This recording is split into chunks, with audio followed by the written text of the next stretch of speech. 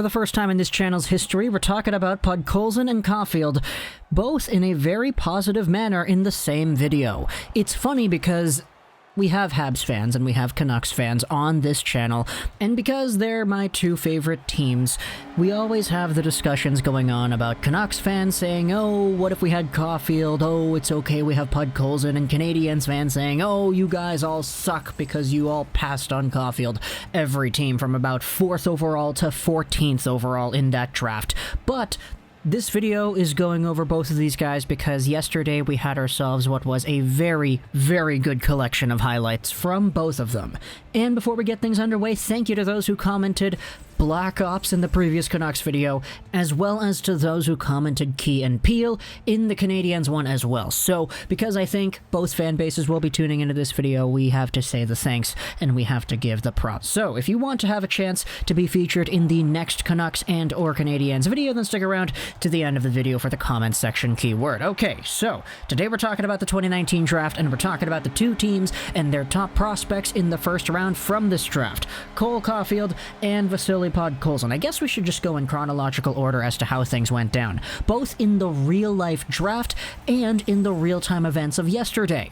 Because for Vasili Podkolzin, drafted 10th overall by the Vancouver Canucks, our previous video was talking about how this guy absolutely came alive. He was the ultimate clutch player. In a Game 4 where SKA St. Petersburg were facing elimination in the Western Conference Finals. It was a game where Vasili Podkolzin was given the ice time and they told him, hey man, we are gonna lose, so you want to go out there and prove to us that you have what it takes to make sure that we don't?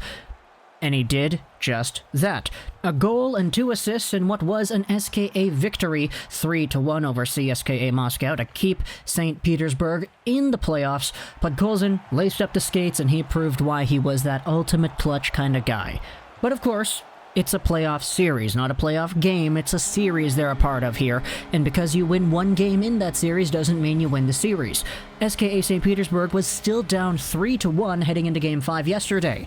And what exactly goes down in this one? Well, things get a little bit more crazy.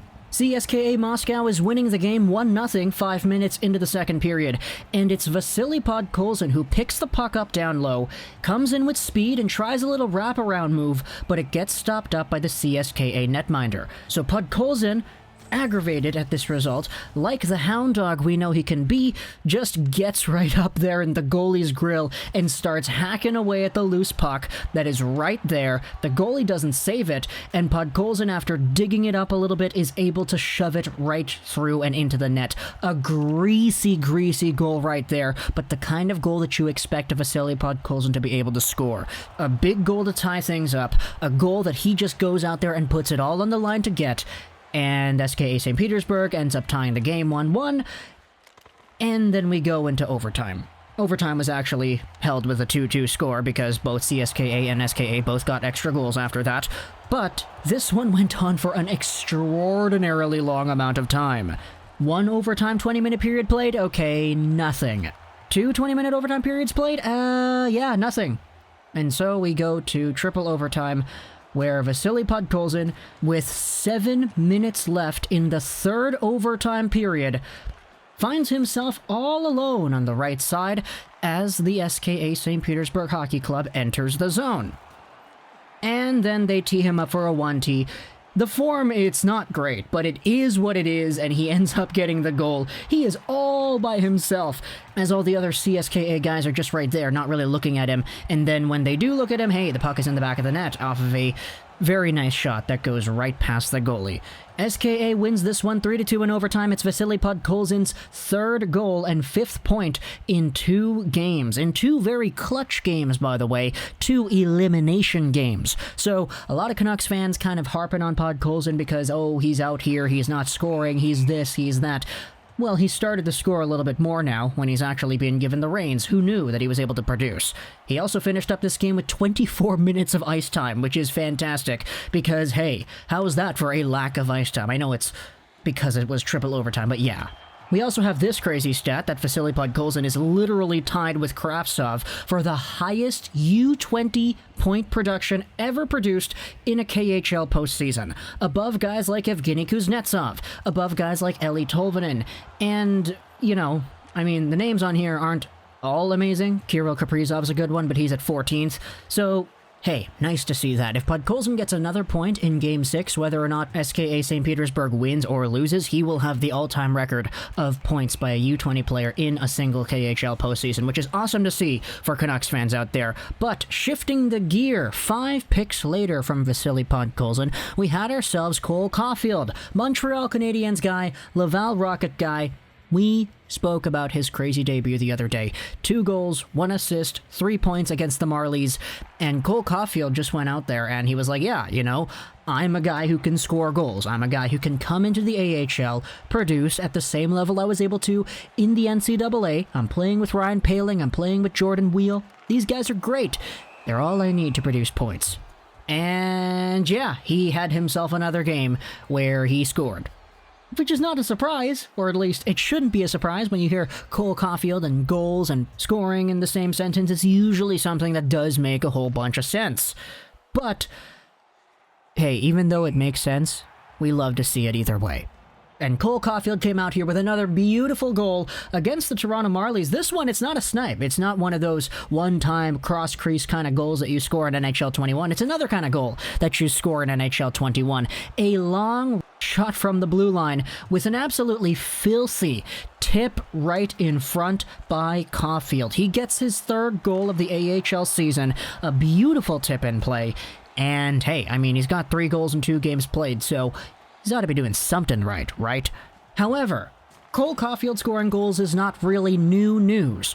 You know what is new news, though? Something that Cole Caufield has never experienced in the previous 2 years he has been in Wisconsin. Now, the NCAA is a hockey league where they don't allow fighting. They don't really have a high tolerance for extremely physical reactions amongst their hockey players, and as a result, you don't really see big physical moments in the NCAA, except for, of course, the body checks. They exist in the NCAA. It's just fighting and the confrontations.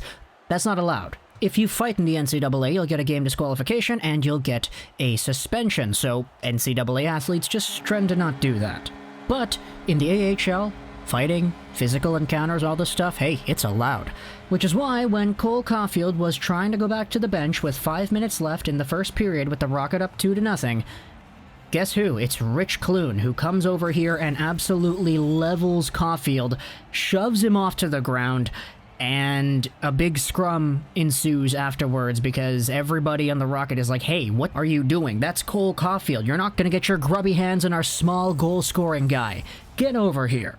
And eventually we actually had a fight between Michael Pezzetta and Rich Clune, just kind of, you know, putting the guy in his place after he does that to the Laval Rocket rookie. So Caufield coming in here and getting physically pushed around and manhandled. That's something that hasn't really been as big of a challenge as people thought it would be, especially at the NCAA level, because obviously, you know, NCAA hockey, you're playing against men, a lot of them are big guys, and yeah, it's different than playing kids in the USHL like he was with the NTTP, but now he's in the AHL, where all the handcuffs are off, you're allowed to fight, you're allowed to be really physical, and hey, he had himself an instance here where he was shoved down to the ground because of course he was. Now, I'm not going to say that that was avoidable or, oh, it's his fault or whatever. That's not what I'm saying here. I'm just kind of saying that it happened, and it's interesting because we haven't seen this kind of thing happen before with Cole Caufield in his entire development path as a Montreal Canadiens prospect. So, good for the Rocket for standing up for him, good for Pezzetta,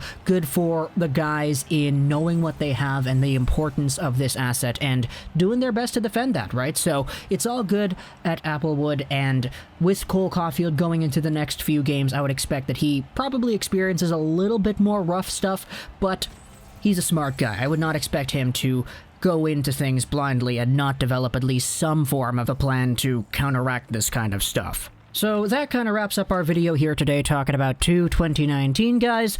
Just to confuse everybody, if you made it to the end of this video for a chance to be featured in either the next Canadiens or Canucks video, I haven't decided which one yet, comment down in the comment section below, Jack Hughes.